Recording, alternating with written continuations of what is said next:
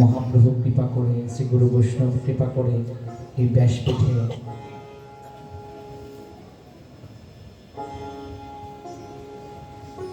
বসার সৌভাগ্য দিয়েছেন, যা আমার জন্ম জন্মান্তরের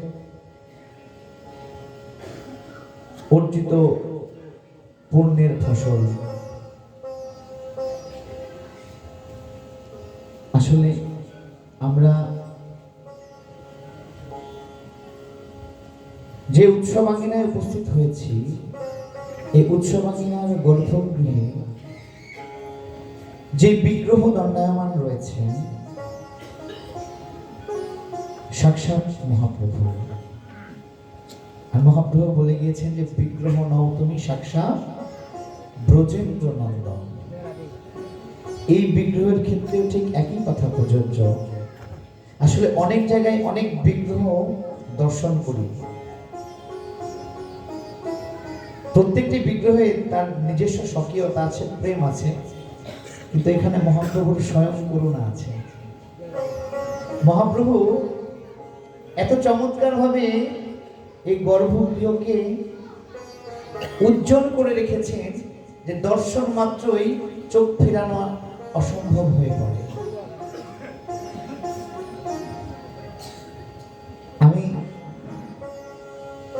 সাধন ভজনে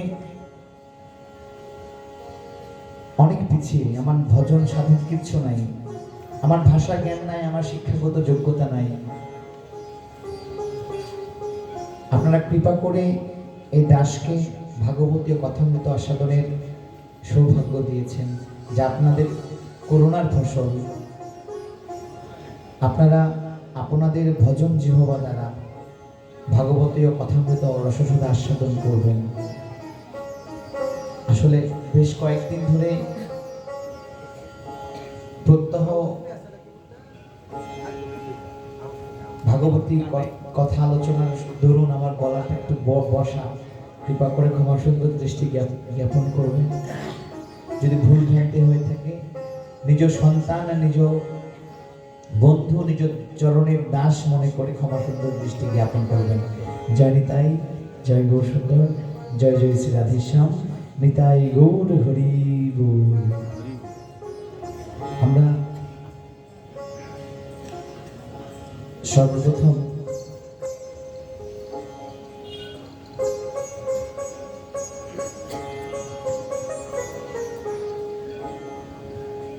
ভগবান রামচন্দ্রকে স্মরণ করে তারপর আমাদের মূল বক্তব্যে চলে যাব।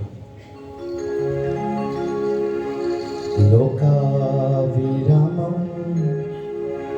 রণরঙ্গধীরম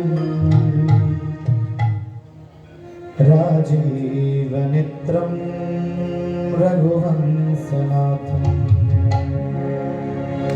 লোকাভিরামম রণরঙ্গধীরম রাজীবনেত্রম রঘুবংশনাথম।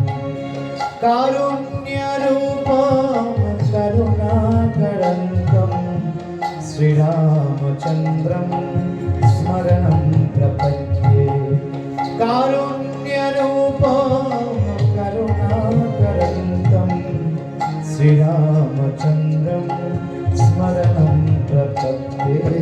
জয় রাম শ্রীরাম, জয় জয় শ্রীরাম, জয় রাম শ্রীরাম, জয় জয় শ্রীরাম, জয় রাম শ্রীরাম, জয় জয় শ্রীরাম, জয় রাম শ্রীরাম, জয় জয় শ্রীরাম, জয় রাম শ্রীরাম, জয় জয় শ্রীরাম, জয় রাম শ্রীরাম। আমরা চাইলে কিন্তু সকলেই রামচন্দ্রের গুণগান গাইতে পারি। জয় রাম শ্রীরাম, জয় জয় শ্রীরাম, জয় রাম শ্রীরাম, জয় জয় শ্রীরাম, জয় রাম শ্রীরাম, জয় জয় শ্রীরাম, জয় রাম শ্রীরাম, জয় জয় শ্রীরাম, জয় রাম শ্রীরাম, জয় জয়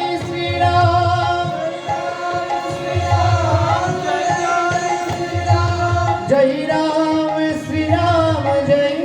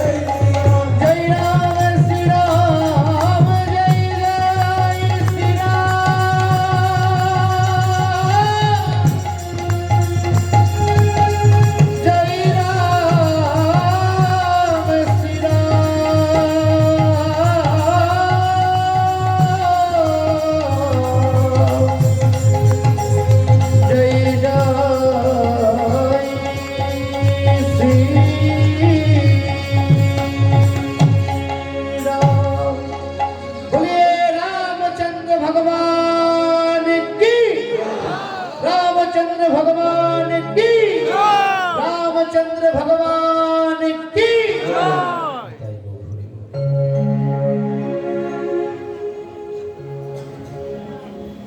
तो श्रीमद् महाप्रभु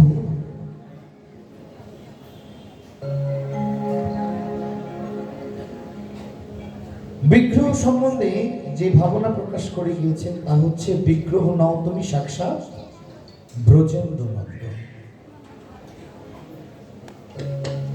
বিগ্রহ মানে শাস্ত্রে বলা হচ্ছে বরণীয় তনু, অঙ্গ,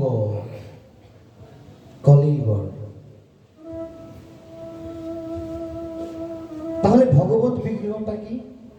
বলছে ভগবানের অঙ্গ, ভগবানের তনু, ভগবত কলেবর।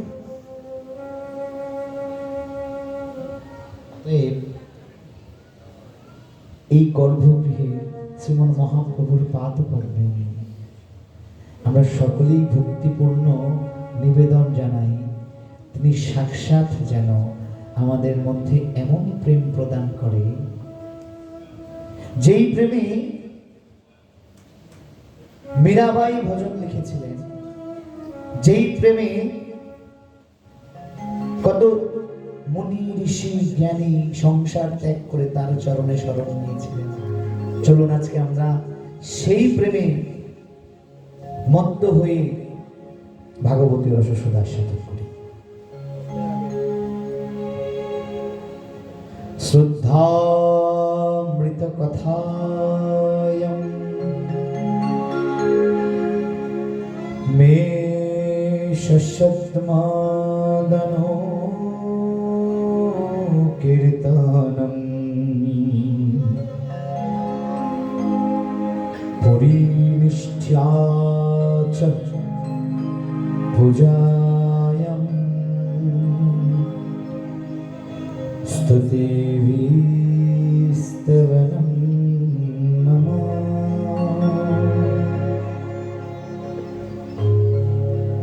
অমল পুরাণ ভাগবত এই একাদশ স্কন্ধে স্বয়ং ভগবান দ্বারকানাথ শ্রীকৃষ্ণ তার প্রিয় ভক্ত উদ্ধবের প্রতি অতি বিস্তৃত আধ্যাত্মিক যে উপদেশ প্রদান করে গিয়েছেন তাকে আমরা উদ্ধব সন্দেশ নামে চিনে থাকি। এবং ডক্টর মহানামব্রত ব্রহ্মচারীজি তিনি অত্যন্ত দক্ষতার সহিত তার ভজন রস সেই উদ্ধব সন্দেশে লিপিবদ্ধ করে গিয়েছেন। তা যদি আমরা আস্বাদন করতে পারি আমাদের ভিতরে অনুধাবনের যে রাস্তা তা খুলে যাবে।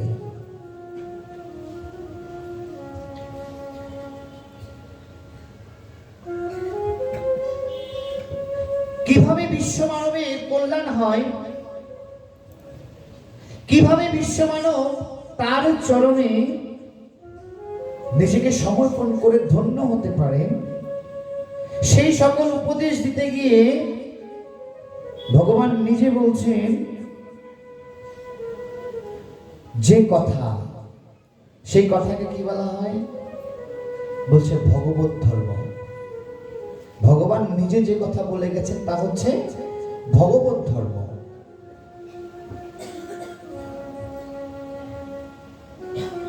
নিখিল অধিকারীর কল্যাণের নিমিত্তে কর্ম জ্ঞান যোগাদির কথা ভগবান কিন্তু স্বয়ং নিজের মুখে বলে যান নাই। ঋষিগণ মুনিগণের দ্বারা তিনি প্রচার করে গিয়েছেন। যেমন বলছেন শ্রী জৈমিনী ঋষি তিনি বলে গিয়েছেন কর্মবাদের কথা। পতঞ্জলি মুনি বলে গিয়েছেন অষ্টাঙ্গ যোগের কথা। বৈশিষ্ট্যাদি ঋষি মুনিগণ বলে গিয়েছেন জ্ঞান কাণ্ডের কথা, কিন্তু ভক্তির কথা আমার ভগবান স্বয়ং নিজের মুখে বলে গিয়েছেন। এই ভক্তির কথাটা তিনি অন্য কারোর জন্য রেখে যান নাই, কারণ ভক্তি একমাত্র মাধ্যম যেই মাধ্যমের দ্বারা তার চরণে নিজেকে অর্পণ করা যায়। ভক্তি একমাত্র মাধ্যম যেই মাধ্যমে ভগবানকে বেঁধে রাখা যায়, আর ভক্তি একমাত্র মাধ্যম যেই মাধ্যমে ভগবানের সাক্ষাৎ সেবা করা যায়। তাই ভগবান এই ভক্তির কথাটা অন্য কারোর জন্য রেখে যান নাই, তিনি স্বয়ং নিজ মুখে বলে গিয়েছেন।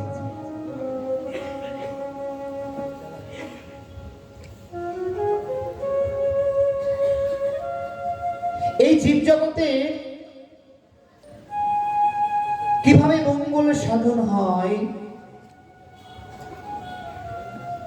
ভগবত চরণে কিভাবে প্রেম লাভ হয়, কিভাবে প্রেম সেবা লাভ হয়, কোথায় গেলে সে প্রেম পাওয়া যায়, প্রভু কিভাবে ভালোবাসলে আপনি সুখী হন,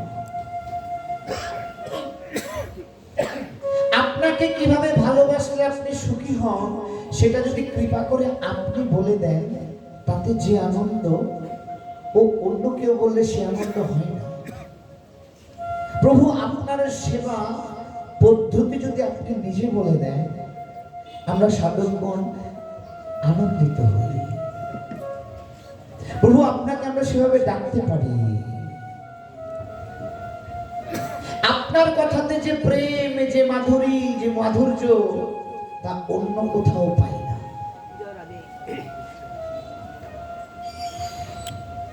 তাই আমার প্রভু করুণা করে পুনঃ পুনঃ ভক্তির কথা প্রচার করে গিয়েছেন।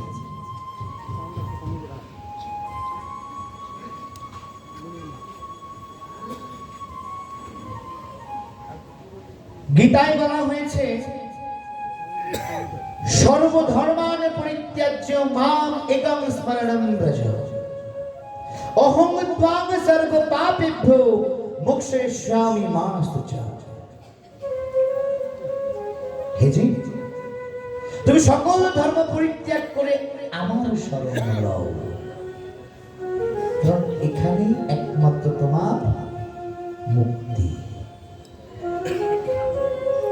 তাহলে প্রশ্ন আসতে পারে, আমরা কি বর্ণাশ্রম ধর্মটাকে তাহলে ত্যাগ করে দিব? আমরা যারা বর্ণাশ্রমে আছি সবাই তো আমরা ব্রহ্মচারী নয়, ব্রহ্মচারী সবাই তো সন্ন্যাসী নয়। তাহলে আমরা যারা গার্হস্থ বানপ্রস্থে আছি, তারা কি আমাদের এই বর্ণাশ্রম ধর্মটাকে ছেড়ে দিব? যদি আমরা বর্ণাশ্রম ধর্ম ছেড়ে দেই, তোমার চরণে তোমার সেবা যদি প্রত্যব্যয় হয়,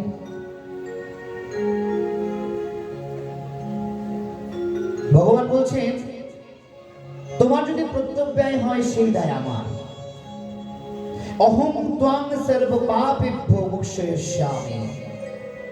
অন্যান্য ধর্ম ছাড়ার জন্য তিনি তোমার যত প্রত্যব্যয়, যত অপরাধ, যত পাপ, সব কিছু থেকে আমি তোমায় রক্ষা করব। সেই জন্য কুরুক্ষেত্রের রণাঙ্গনে অর্জুনের রথের অশ্ববলগা ধারণ করে অর্জুনকে লক্ষ্য করে বিশ্বজীবকে তিনি নিজের প্রতি আকর্ষণ করছেন। হে জীব, তোমরা আমার শরণ লও, তোমরা আমার কাছে এসে যাও, তোমার আর কিছু করতে হবে না। কিন্তু দেখুন, আমার এত মন্দ ভাগ্য, আমার সব করা হলো কিন্তু ভগবত সেবা করা হলো না। আমার সব করা হলো, আমার ভজন করা হলো না। কেন হলো না? বলছে আমি যে বিষয়ী, আমি বিষয় বাসনায় এতটা মত্ত হয়ে আছি, বিষয় বাসনায় এতটা ডুবে আছি, আমার তার চরণে সমর্পণটা হয়ে ওঠে না। তাকে ডাকার মতো আমার সময় হয় না। ডাকবো তো দূরের কথা, তাকে অনুভব করতে পারি না। আচ্ছা, আপনারা না বিভিন্ন শাস্ত্র গ্রন্থ পড়ে বলেন যে নামের নাকি অনেক মহিমা, নাম নাকি অনেক মহিমান্বিত। যদি তাই হয়, শাস্ত্রে আছে একবার নাম নিলে যত পাপ হরে, জীবের কি সাধ্য আছে তত পাপ করে। আমি তো ভগবানের নাম নিই, তাহলে আমি তো সব সর্ব পাপ থেকে মুক্ত। আবার আপনি বলছেন একবার নাম নিলে সর্ব পাপ ক্ষয়, দ্বিতীয়বার নাম নিলে প্রেম উপজয়। তাহলে মহারাজ আমার তো প্রেম হয় না, আমার তো অনুভব হয় না। আমি এই যে এত নাম নিচ্ছি, এই যে এতটাকে ডাকছি, আমার তো প্রেম হয় না। আচ্ছা, প্রেম যে হয় না তাও তো আমি বুঝতে পারি না। আমি এতটা অকাঠ মূর্খ হয়েছি, আমার যে প্রেম হয় না আমি তাও বুঝতে পারি না। আমার কি গতি হবে?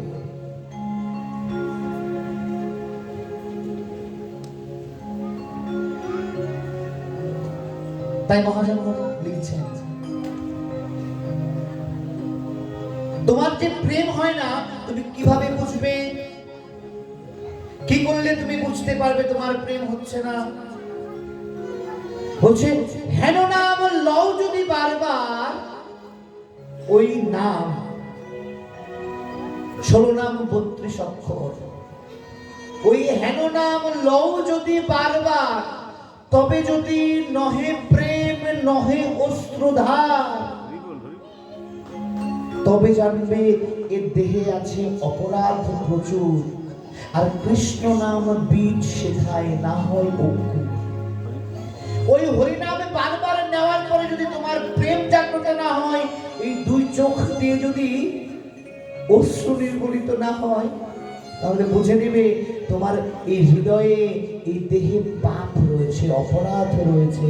আর যে দেহে অপরাধ রয়েছে সেই দেহে কৃষ্ণ নামের বীজ অঙ্কুরিত হয় না বাবা। তার মানে আমি তো অপরাধী, সেজন্যই তো আমার কৃষ্ণ নামের বীজ অঙ্কুরিত হচ্ছে না। উপায়, আমার উপায় বলো।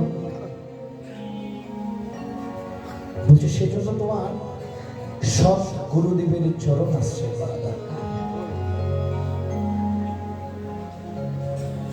তুমি সৎ গুরুদেবের চরণে আশ্রয় নাও। কেন?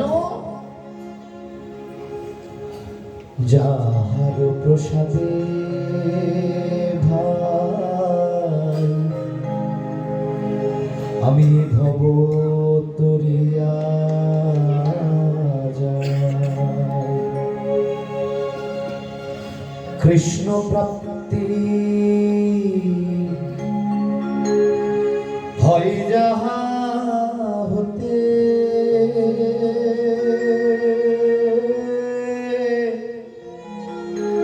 আমার কৃষ্ণ প্রাপ্তি হয় যাহা হতে। কারণ গুরুদেবের চরণ স্মরণ এই জন্য করতে হবে, কারণ ওই গুরুদেব আমাকে কৃষ্ণ চরণ পাইয়ে দিবে, ওই গুরুদেব আমাকে কৃষ্ণকে চিনিয়ে দিবে, কৃষ্ণর চরণে পৌঁছে দিবে, আমার মহাপ্রভুর চরণে দাস করে দিবে। কিন্তু আমি তো অনুভবী নই, আমার তো অনুভব নাই। আমি দোকান বাগান সংসার নিয়ে ব্যস্ত, আমার তো সময় হয় না, গুরুচরণে যাওয়ার সময় হয় না। পদকর্তা লিখছেন, আমি এমন গুরু ভজলাম না রে,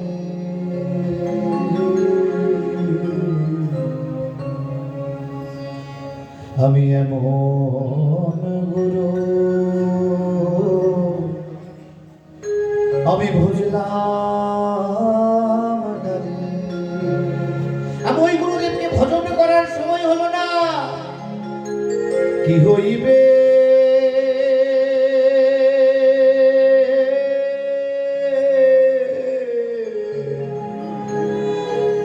ও গুরুদেব কি হইবে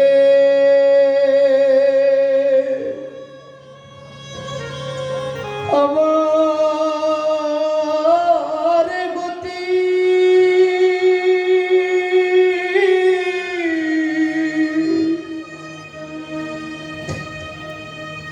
কি হইবে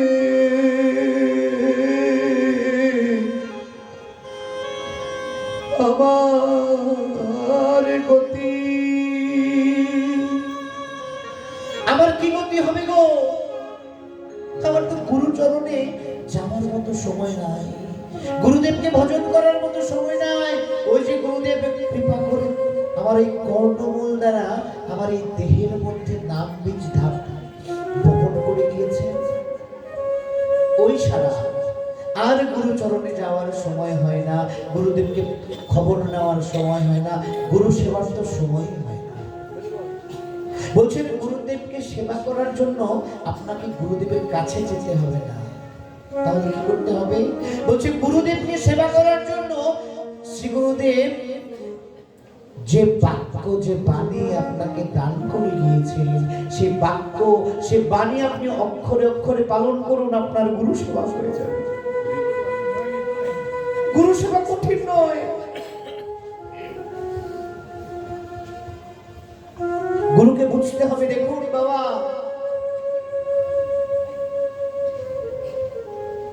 আমি অযোগ্য, আপনাদের সম্মুখে বসে ভাগবতের যোগ্যতা আমার নাই, কিন্তু শ্রী গুরুদেব কৃপা করে আদেশ করে গেছে।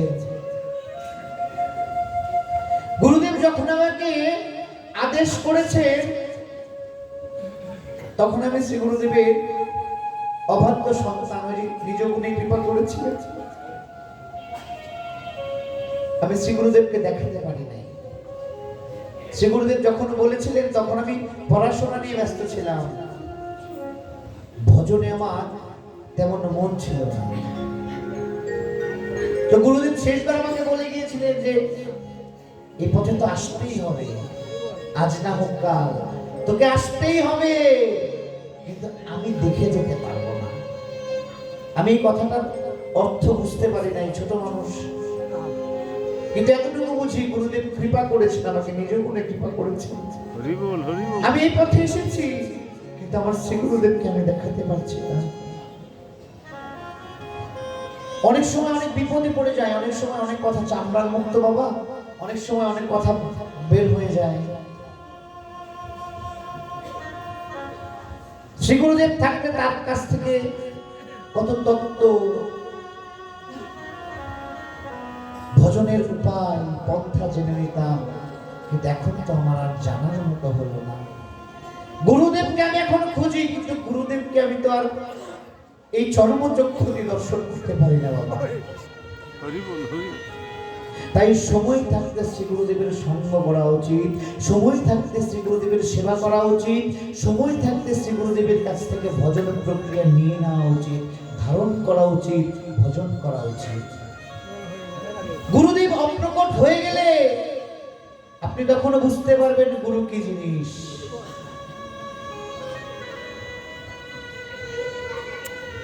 তাই গুরুদেবের প্রত্যেকটা ভজন পথকে কেমন ভাবে নিতে হবে বলছে, গুরু মুখপদ্ম বাক্য চিত্তে করিয়া ঐক্য, আরে না করিও মনে আশা